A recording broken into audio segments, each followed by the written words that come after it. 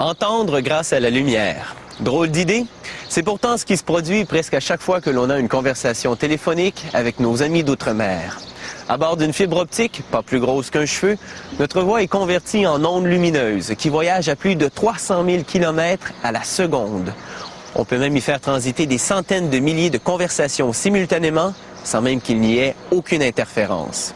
Je vous invite à découvrir comment on fabrique cette autoroute à lumière. Difficile de croire que ces grands tubes de verre vont devenir de minuscules fibres de quelques fractions de millimètres de diamètre. Pourtant, c'est bel et bien ce qui va se passer.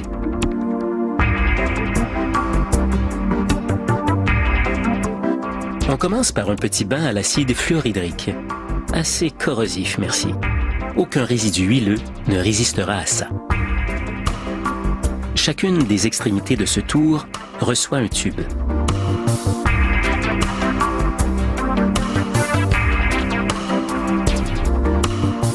Pour agrémenter ces quelques rotations, une belle flamme d'hydrogène et d'oxygène fait monter la température de plusieurs degrés. À 2000 degrés Celsius, les deux tubes fusionnent ensemble.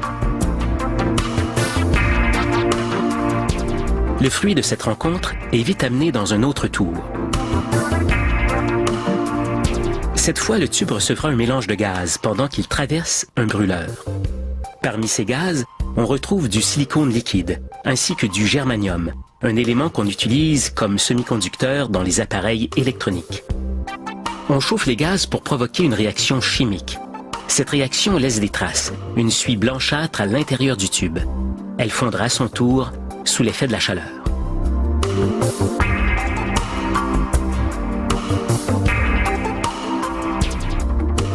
À mesure qu'on augmente la température, la suie finit par se transformer en verre et le tube commence à ramollir.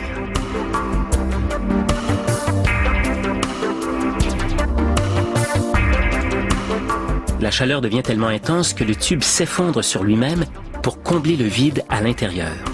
La structure interne de notre fibre optique est alors complétée. Reste à lui faire subir une petite cure amaigrissante.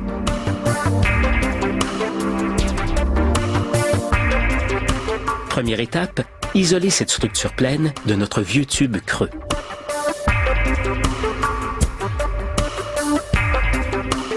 On la soumet ensuite à cet instrument de torture, une machine qui l'étirera jusqu'à lui donner sa forme finale.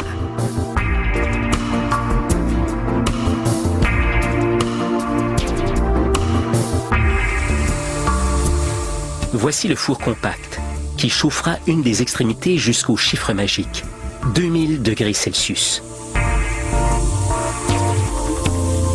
Le verre se ramollit une fois de plus.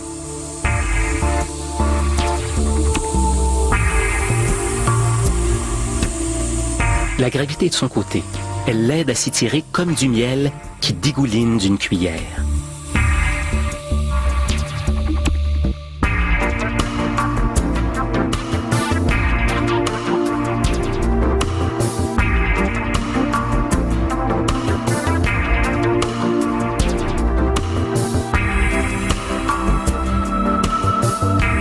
Mais à un moment donné, il faut aider un peu cette force naturelle.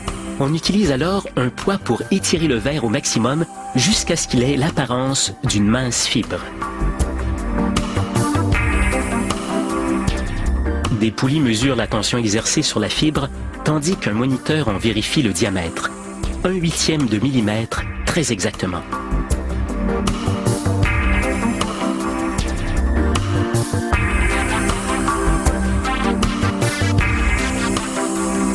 Après un petit traitement protecteur aux rayons ultraviolets, on enroule la fibre sur un tambour.